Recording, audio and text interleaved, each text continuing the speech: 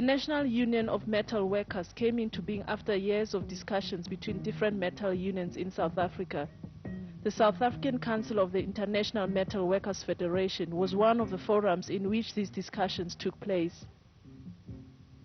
During 1984, the International Metal Workers Federation had a congress in Johannesburg for its South African affiliates. And during that congress, a resolution was adopted that we should move towards the formation of one metal union in this country. Now, at that time, NAAWU was a union in the metal industry. The Metal and Allied Workers Union, MAWU, was a union in the metal industry. The Motor Industry Combined Workers Union was a union in the metal industry. And it was felt that we should use the platform of the International Metal Workers Federation to move towards the formation of one metal union. They came together because of the IMF trying to bring people together, form unions and unify. The second important thing was the decision that we took in FOSATU, that we would want to have, if possible, one union per industry, try and move towards mergers. We could just see it's much better to have a unified union in one industry rather than divided. So within FOSATU and within the IMF, there were continuous talks going on trying to get a larger union. I think it was also as a result of the preparedness, the readiness of workers on the ground to try and unite, because they are facing exploitation on day-to-day basis, and they are exploited by a united employer, but they are trying to fight that employer divided. So those are the issues that really propelled most of the metal workers to think that we need to work towards forming one strong metal union. The unions that came into NUMSA came from different backgrounds and traditions. MICWU was one of these unions. The union enjoyed closed shop facilities and represented mainly colored and Indian workers. MICWU was also an affiliate of TAXA. MICWU was formed in the 1960s. Its members were originally part of a mixed trade union, which was composed of white and so-called colored and Indian workers. And when the Industrial Conciliation Act was changed, and the act prohibited the establishment of any new mixed unions, but more importantly prevented any non-white members of an existing mixed union from serving on the executive committees of such a union. Its members felt that their interests would be better served if they broke away and formed their own union. While MICWU organized in Natal, Numarosa came into existence in the late 60s and operated in the Eastern Cape. Under the leadership of General Secretary Fred Sauls, the union was later to become important in the formation of FOSATU. Numarosa was formed on the 19th of June 1967, mainly by a group of workers from the Ford Motor Company in Port Elizabeth. And that union represented mainly colored workers in the factories in Port Elizabeth, in General Motors, in Ford and Volkswagen, and later on started recruitment of workers in the car factories in the Transvaal and in Natal. In the Western Cape, the Western Province Motor Assembly Workers Union was also active in the 60s. The union was also an affiliate of TAXA. When a new leadership was elected in the early 70s, the union disaffiliated from TAXA in protest against the Federation's undemocratic practices. On the 25th of March 1972, I was elected as the General Secretary of the Western Province Motor Assembly Workers Union. When I became an official of the union in 1972, the union was affiliated to TAXA, which we at the time saw as a federation of trade union secretaries, because if you know it all, the presidents of TAXA were all the general secretaries of the various unions. All their congresses were dominated by the officials of the unions, they were the speakers and so on, and workers had very little say in the federation as such. So one of the first things that we did was to get out of taxa. For African workers, the 1960s were a bleak period. With their political organization banned and SACTU operating underground, African workers had no voice. Workers went on spontaneous strikes in Johannesburg in 1972 and in Durban in 1973. The Durban strikes in 1973 spread very quickly. They started in things like the textile factories and Corro brick. And then they spread to other factories, including the metal industry, the chemical industry, the food industry, and so on. And there was a group of people in Durban that time who felt that they should try and organize the workers who were on strike. So they started something called the Factory Workers Benefit Fund. That was intended to bring all the workers together, especially the people who were striking, but other workers as well. And once that General Factory Workers Benefit Fund had been established, then they started to develop unions from that fund, because that just brought everybody together. After the strike, the need for unionization of workers was seen. And from September 1973, the first union was formed, and another one was formed. The two first unions were the Metal and Allied Workers Union and the Textile Workers Union. So after the formation of the unions, the need for an organization that coordinated both unions was seen. So at that stage, we had the Benefit Fund, and we had the Metal and Allied Workers Union and the National Union of Textile Workers. And TWEC was seen as a body that was going to coordinate the activities and advise and make policies for the unions, not necessarily, but advise on policy issues so that there was unity. With the beginning of unionism among African workers and the TWAC unions concentrating on building worker control and shop steward structures, employers started liaison committee systems that were calculated to bring worker militancy under control.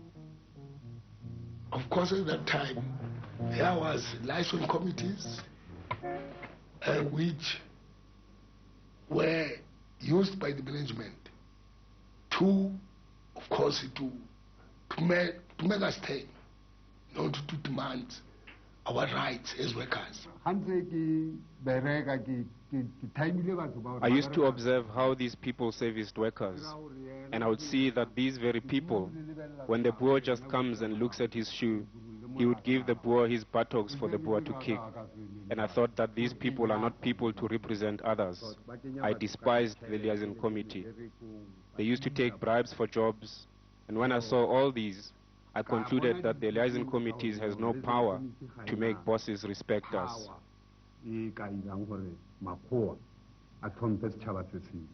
Most of the issues or demands, they used to say that is management prerogative, like what call like wages.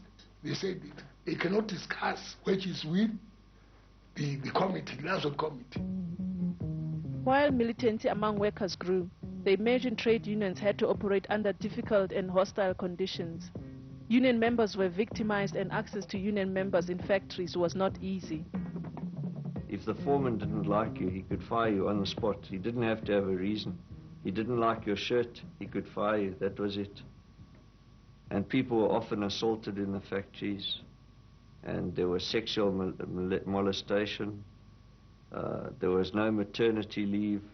So things were really very bad for people. No job security, low wages, bad conditions, bad health and safety. Wages were paid on a discriminatory basis.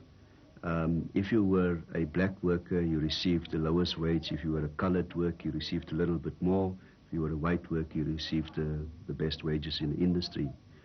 So that was one area that workers experienced, was discrimination in wages. They also experienced discrimination in terms of access to better paying positions within the industry. Workers were not granted access to promotions quite easily because of the practice of discrimination and apartheid in companies. And thirdly, black workers also then experienced job reservation, in that they were not allowed into positions where they had to oversee others. Those positions were mainly reserved for whites. Police, they used to arrest us for trespassing. The management, they used to call police for us. They didn't want to see us being a group discussing about the union, you know. Yeah, those were very hard times, because we used as organizers to have overalls of the workers to go inside what premises of the employee. He couldn't see us. He could take me as one of the workers, and then I put my medicine there. With unions growing and worker militancy increasing, the need was felt of bringing independent unions together into one federation. NUMSA initiated discussions that led to the formation of FOSATU.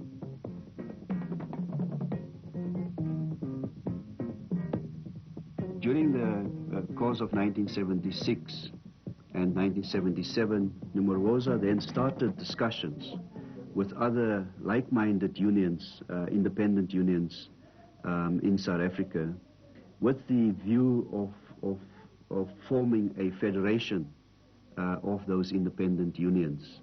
And I can say that NUMSA was one of the unions that played a leading role towards the formation of FOSATU. And those discussions then continued after we left TAXA in 1976 into 1977, 1978, and in April 1979, FOSATU was then formed. FOSATU brought together Durban-based unions and those from Johannesburg. Western Province Motor Assembly Workers Union, UARAW, and NUMSA were also part of FOSATU. FOSATU was to coordinate the activities of the unions and had a principle of worker control and strong factory floor organization. Probably the most important contribution FOSATU made to the union movement was the strategic understanding that you could only play a political role of any type if you had strength in the workplace. So you first had to be a union that met the needs of its members, that was well organized at a grassroots level. Once you had that, then I think the second lesson of FOSATU that was important was that a unified federation of unions will play a much more powerful role both for the working class and the union movement. After the formation of FOSATU, as we can recall, unions were there and nothing was going to wish them away. So the government had to do a quick exercise to sort of regulate matters again, and that's when they appointed the Vian Commission. And the Vian Commission came up with these recommendations that everybody should be allowed to form unions, and that these unions should be allowed to register. The motor industry was ravaged by strikes in the early 80s.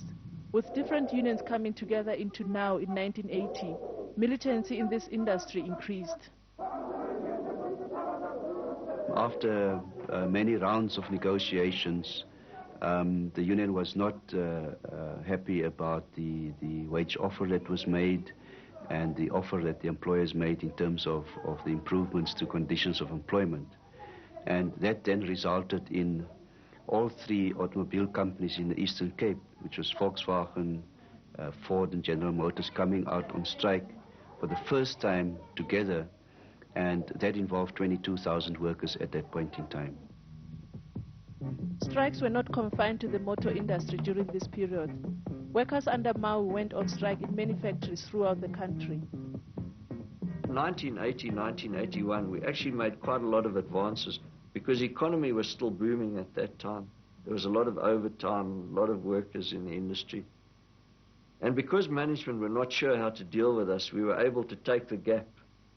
And for instance, in 1980, 81, there were a hell of a lot of strikes on the East Rand, where people were coming out on strike on wages. And we won a lot of wage increases for them. And obviously, every time people saw a factory getting a wage increase, then they would also go on strike.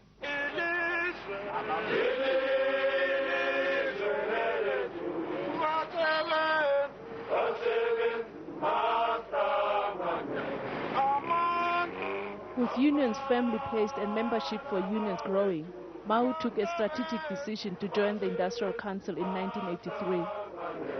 What we began to see is that we can't bring workers together in these strikes to use a maximum power. So we asked ourselves a question: how can we bring workers together so that when we strike, we improve conditions in the whole industry, not just here and there? We also said, if we can focus workers' attention on one thing, then we can build a campaign around it, and we can recruit more quickly around that. So we decided to go into the Industrial Council on that basis. But we set down some conditions. We said, number one, we won't be bound by any agreement that we don't sign. Whether they sign it, that's their problem. Number two, we can leave any time we want to. Number three, we won't be limited by the number of delegates they tell us, because in those days the other unions used to come with maybe one general secretary, sit in a small meeting, negotiate the agreement, that's the end of it. We said we're not going to work like that. We're going to bring worker delegates. We must be open. While trade unions engage bosses in struggles in the factories, in the townships, youth and community organizations challenged the apartheid system. The union movement was brought to the center of this struggle in 1984. We were involved in this structured council, community issues and political issues for the first time. And by then, we were approached by students' organizations asking the trade union movement to assist them in the war against the Bantu education and the issues linked to Bantu education. And we had to discuss this, and through the structured councils and through other Cosatu structures, then we said that then those issues are the issues that FOSATU has to participate in. And therefore I was roped in as one of the leaders in the Transvaal region, because we were instrumental in the formation of the structures that were going to be pivotal in carrying out that struggle, the stay away then. With thousands of workers and youth observing the stay away, the trade union's confidence in taking on political issues increased. From there, because it was the most powerful stay away that there'd been for many years at that time, I think there was a recognition on both sides that we had to work together. On the side of the ANC and SACTU and on the side of FOSATU, there was a realization that we had to start cooperating better.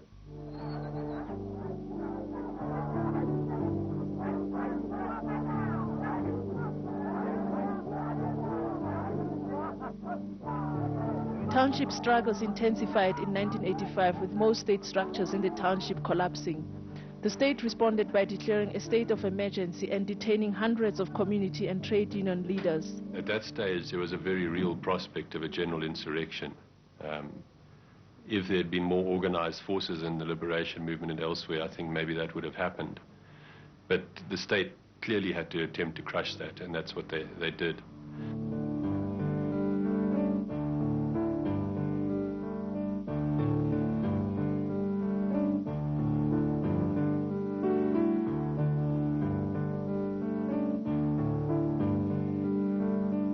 The effect on the unions was very interesting. It made it very difficult, but it did reinforce a point I made a moment ago, that our ability to survive was because we were located in the factories. We had a strength in the factories that we could keep alive, keep contact with. Even though it was difficult for the leadership to get to the factories, you'll find that the shop stewards committees inside the factories and the shop steward councils outside the factories were operating by then and were effective. So it was difficult for the state, therefore, to wipe out that second layer leadership and the third layer leadership of the trade union movement. The workers were now affected by the emergency, were strong since the strikes of 1970s. They were still able to strike. They were still able to disrupt production. So therefore, the power of the workers continued because of those structures that were built and because of the issues based on shop floor structures. So that's why we have to, in some areas, commend FOSATU structures and also the way FOSATU concentrated on building factory strength which assisted during the time of the emergencies to keep the organization going. The growth of the trade union movement reached a peak when Cosatu was formed in December 1985 in the middle of a state of emergency. Cosatu brought together 33 unions and took off from the foundations laid by FOSATU. We had unified so many unions. There were 33 unions that came into that. And that process had started in 1981. So it took 4 years, which wasn't too bad when you consider how long we had talked about with metalworkers. So that was a very important point, that we unified people. Secondly, I think in those difficult times it gave workers a presence in the whole society. The size, the enthusiasm, the style of Cosatu gave workers a very visible presence, which they managed to consolidate on right through the process to the point where even today they play an important political role. Without Cosatu, there wouldn't be such a political role played by workers. To me, it was a great honor to attend such a launching congress, because for the first time in my history as a trade unionist, I started to see many people from different trade unions, which were actually operating on opposite angles, were coming together and committing themselves to join one federation. And another reason is some of them knew that exercise itself means that some of the unions will have to dissolve in favor of unity. Some of the comrades will have to either lose or change their positions in the unions in favor of unity. So I think for me to attend that launching congress, it was a very important moment in my life, and it's one thing that I will never forget, especially after the election of office bearers, when I hear the president of Cosatu spoke for the first time. BW Botha, you have failed in your duties, because therefore release Nelson Rolihlahla Mandela to be the state president of this country. Cosatu made it possible for us as workers with different political historical backgrounds to forget about them, or to look at one another as workers and to establish unions that we can use in defense of our interests as workers, and also to really inculcate a culture of workers to see themselves as a class that is preparing itself to fight against the capitalist class. Cosatu became the largest trade union federation to be formed in the history of South Africa. This development increased the confidence of the working class. In the metal industry, a new form of challenging bosses was introduced. Many factories were brought to a halt by sit-in strikes in 1986. Later in that year, Cosatu showed its muscle when workers throughout the country observed the federation's call for a stay-away to celebrate May Day. May Day rallies were organized in all major cities of the country. With May Day rallies bringing thousands of workers and community groups together, the potential for deeper and more intense struggles grew. The state sought to stifle this process by declaring a national state of emergency in June 1986. The state of emergency gave the police and army wide-ranging powers, including the powers of detaining anyone without proper trial. A number of our senior officials have been detained. Our vice president has been detained. Two of our branch secretaries, our Transvaal branch secretary, Peter Dainchi, and our Northern Natal branch secretary, Willis Nkunu, have been detained. And we believe that organization will continue whether or not the leadership is detained. We believe that the South African state now is panicking. They are in a situation where they don't know which way to go. The economy is in crisis, the rand is falling to pieces, and we believe they're desperate.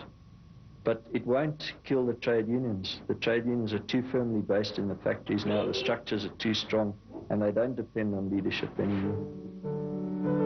The police and army used their powers extensively. Cosatu and its affiliates were raided regularly and its leaders were detained. In one such raid, offices of trade unions were damaged when police forcefully entered Cosatu House. We saw policemen, outside the building, surrounding all parts of the building, and they were even on top of the surrounding buildings watching this place. That's when we started realizing that there were problems. Then we started hearing police breaking down doors, from the other floors. And we heard some gunshots as well. And we didn't know what was happening, and we were afraid to go out and see. So we all gathered in our boardroom and stayed there. Then they came with big guns, and they said everyone should face the wall, hands up, and we did that. With the trade union movement refusing to bend under severe state and police attacks, the trade union movement was further put under strain when Cosatu House was rocked by a bomb blast. The bomb caused extensive structural damage to the building. The Federation and its affiliates were forced to vacate the building. With intensity of the repression growing, Cosatu was to face a new challenge when the Inkatha-linked Trade Union Federation, UWUSA, was formed. For IFP, UWUSA was a strategic mistake. I think they felt that because they had IFP supporters in the workplace, they would easily form a union. And it was a clear political attempt to counter Cosatu in Natal. But I had said earlier, and I think this is a very good example, that if you are well organized in a factory, if you're a real trade union, you can take on what is effectively political opposition. And that's what UWUSA was. It was a political opposition.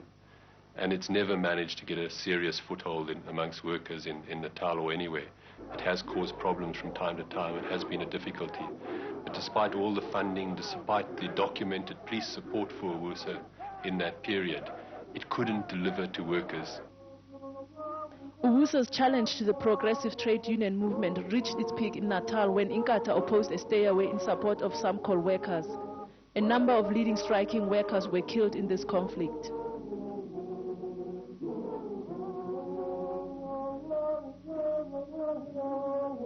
When the strike started, we felt that it is very important to inform the community because most of the people lived at that community called Bokomeni Township. So by informing it, then we worked jointly. We had the issue of their rent going up, which had started already. So we had this issue of trying to be recognized by the company. So those two issues now linked as sort of the struggle forward for our rights and at the workplace as well as at the community level. The management were very much concerned of the leaders. And on the other hand, also there was that momentum of politicizing the community, so the government was also involved. So, and again on the side, there was the Inkatha or UWUSA, who was looking at their area being sort of politicized on the way where maybe they would not see as their sort of interest. So with that view, then they started to look at the key people, to assassinate the key people. So I think that is how the plan came out to assassinate the leaders. Who was the one who was the chairperson of the strikers, and also the one who was a short short. One who was also the lady who was also involved in helping some opposition developing the strike at that time. Many lives were lost when the intensity of the war between Inkatha and the Cosatu UDF alliance intensified in 1987. Cosatu's initiatives to bring peace in that region failed. The costs of the war to the union movement's been very high. We have more than 100, between 100 to 250 senior union members and leadership who've died in these years in NUMSA alone. So it's been very, very costly war. Many people have died. It has definitely meant that our ability to keep our local structures as active and well organized in the past has been very difficult because people can't go home late at night. They've got to come in early. So it's had a tremendously bad effect. But on the other side, the union movement in Natal in particular and here in the East Rand has been very important in trying to fight to bring about peace.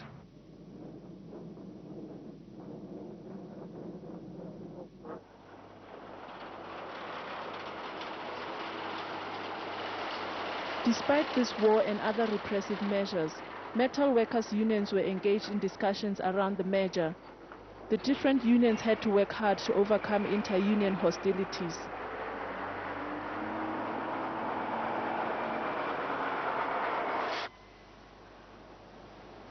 MICWU, NAAWU, MAWU, MACUSA, TNG, the same section of TNG, of course, and the others. We were not in good terms as such on the ground because we were poaching each other, you know. We were disorganizing one another in the industry. You know? So there was not that good relationship. I remember when Freddie Sauls stood up at that meeting chaired by the General Secretary of the IMF. He said, you know, we never trusted you people, meaning MICWU, because we believed you people were not a trade union. You people were people who believed in begging. There were tremendous differences between ourselves, and I must talk particularly between ourselves and NAAWU and MAWU. And it seemed at the time that the gap between us was almost unbridgeable. As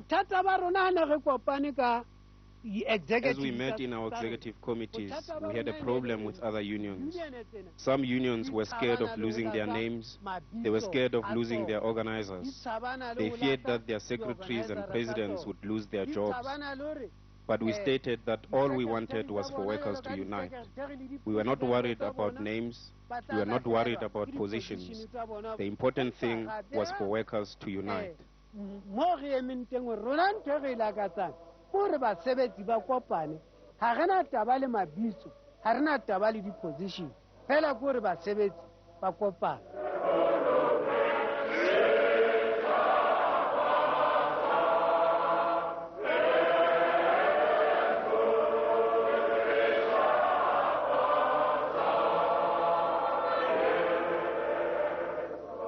In a broader interest, we have decided to bury all the names, to bury all sorts of differences that have kept us apart for many years. Today we have made a mark in our history. This mark seems small. This mark looks unimportant. But I am telling you, the metal sector is the second important sector in South Africa after the mining sector. In other words, the power that is at our disposal, the power we have got in our hands, is not a small power, comrade. What we want, a part of it has been achieved because we have decided to unite.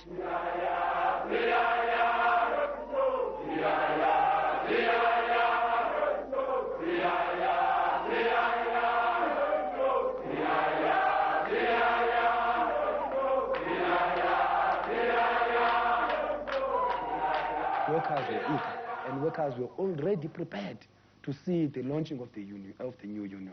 And they see that this is going to be a massive union. This is going to be a very big union. Now, if we call a general strike, I mean, the whole country will come to a standstill in the metal industry. Then workers were saying this is a good thing to put the bosses into a time corner and crush them. So I strongly believe that workers were ready for that process.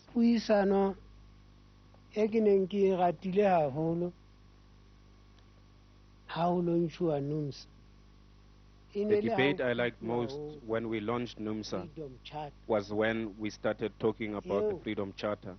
I liked the fact that we adopted the Freedom Charter because I thought that the Charter gave people the opportunity to get their land back.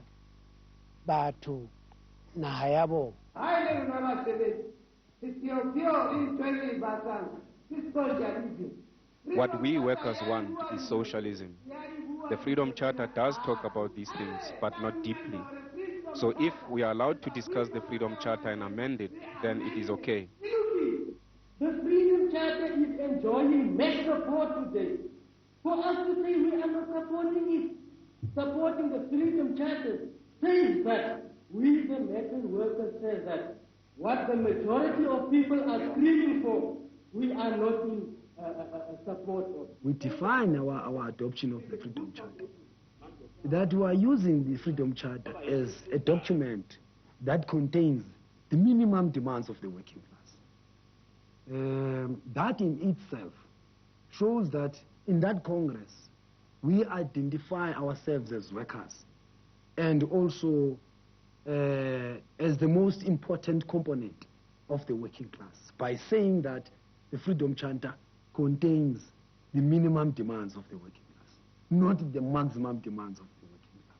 So, I also like the fact that we said that there should be a workers' charter.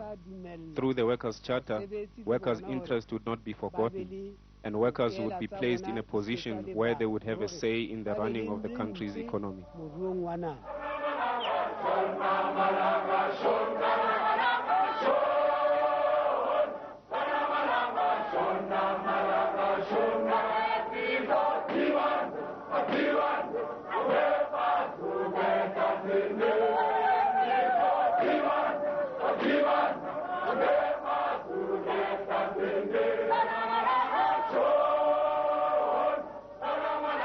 With the formation of NUMSA, you now have the situation where the workers are brought together across the metal industry, whereas previously they were all engaging in their struggles quite independently of one another and quite in isolation of one another.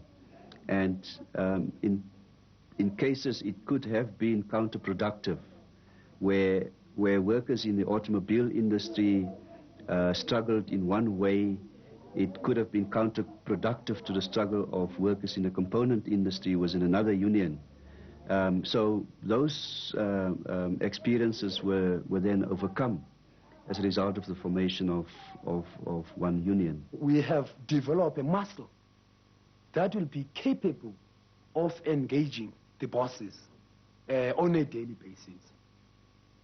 For an example, the general strikes that were caught, the 1988 general strike in NUMSA, the 1992 general strike. Although both general strikes were not successful as we were aiming to be, of course we had defeats during those strikes.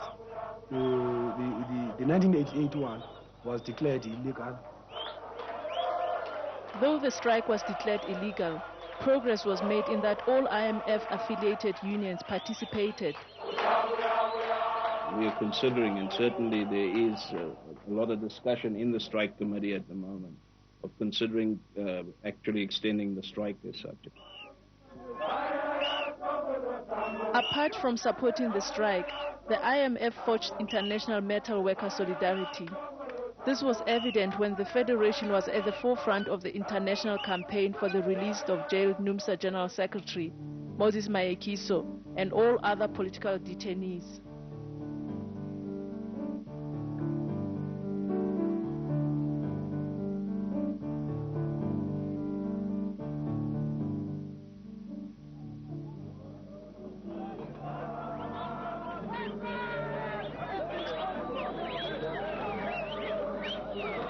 The metal workers of South Africa were to become an important component of Cosatu's campaign against the new Labour Relations Amendment Act.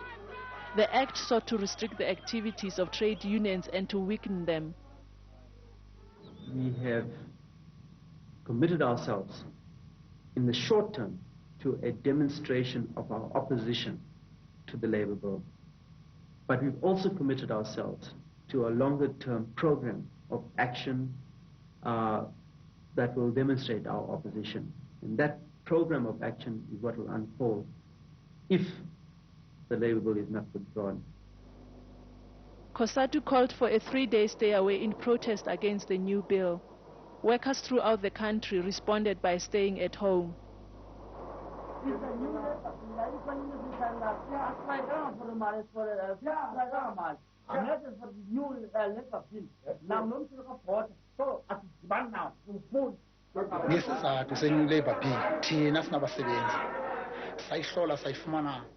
As workers, we found that the new Labour Bill is detrimental to our interests. We decided to take action that will show the government that this new law they are about to promulgate we do not like at all.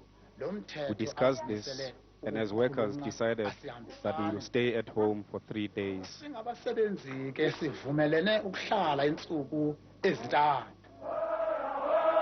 The struggle against the Labor Relations Amendment Act was won in 1990 when the government finally agreed to negotiate with Cosatu.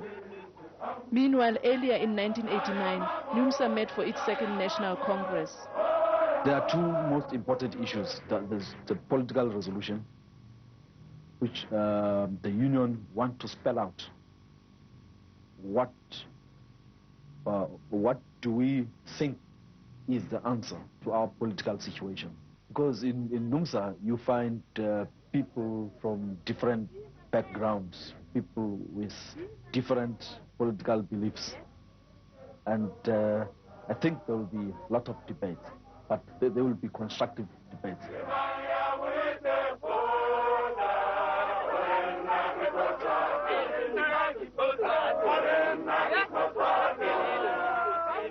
What we are calling for today is to mobilize the weak structures in our communities, in the country, in preparation, comrades, for total seizure of power. Only when the question of negotiated settlement comes to be relevant, then a decision can be taken there. I believe that we have got to prepare ourselves. The only way of preparing ourselves is by education, comrades. So we do feel from Southern Natal that if the time is not right for us to adopt such a resolution, let us just go back and try and discuss this thing with our members. If you look at all the clauses, there are no clauses saying, now look, on such and such a date, then we will be going to the negotiation table. We are putting only a minimum conditions to create a climate for such a negotiation. I appeal to the comrade at least to concentrate to what is on the table at this point in time. So we're saying let us take the initiative of really saying negotiations is the only alternative that we can embark on, which will really resolve the South African crisis.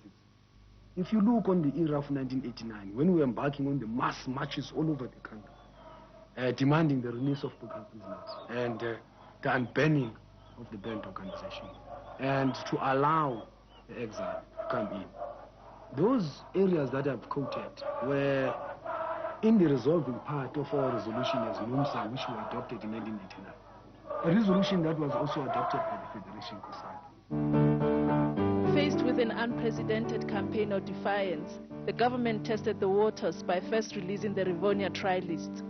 Soon after, organizations that were outlawed were unbanned, and Nelson Mandela released from 27 years of imprisonment.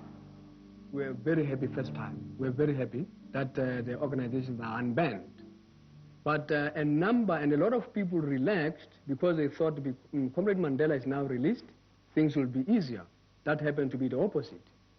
And what we forgot to do as NUMSA was to get into the communities and tell them that, listen here, don't relax.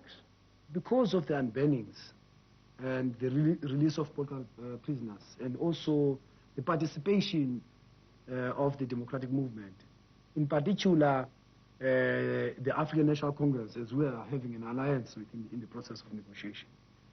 The labor movement tend not to focus a lot on political issues. It tend to focus on the issues of labor. Well, on the good side, I think, one, it made our people to know what's the meaning of negotiations. The people had to realize what negotiations is not something that you can simply go in and expect to get everything your own way. It's something which is very complex. As you can see now, we are engaged in many forums all over the country. You know, Economic Development Forum, NEF, NMC, the Electricity Forum, you know, housing forums. We are all over the place in this area. But we make it a point that we locate ourselves in a particular forum where our objective as the working class will be fulfilled. We make it a point that these forums need not to undermine the gains that we have achieved in the past. NUMSA met for its 4th National Congress in 1993, with Cosatu aligned with the ANC and the prospects of an election real. NUMSA had to debate its role in the new situation. We need a clearer political direction now. The proposed reconstruction program is designed to democratize and reconstruct. Clearly, this does have significance for the struggle for socialism. Exactly how this link could work needs to be developed more fully. That's what we will be doing now. The socialist left Congress adopted a wide range of resolutions affecting workers' economic and political lives.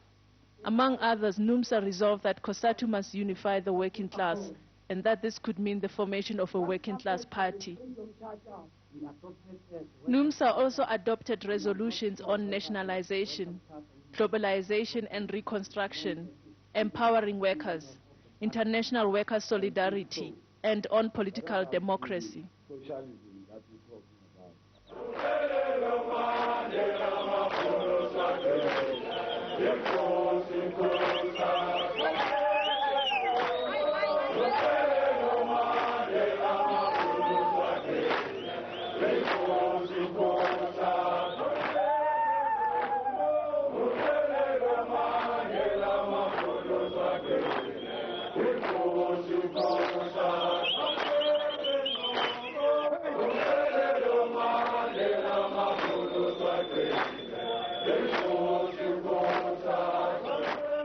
We still have to struggle to introduce the economic program that we have adopted. We have a program now. We are wanting to participate in all the structures that are going to make policies in this country, and in that process we must keep our structures strong so that then the structure, the government, the forums, the leadership in that government be accountable and be answerable to the working class. We need not to fear any government of the future. We need to look on that particular government, as I have said initially, as a weapon that we are going to use in really implementing change in our country. We as the metal workers, we have got to be supportive of that government and also critical of that government. If that government is taking decisions that detrimentally affect our vision as workers, our vision as the working class, we need to fight against it.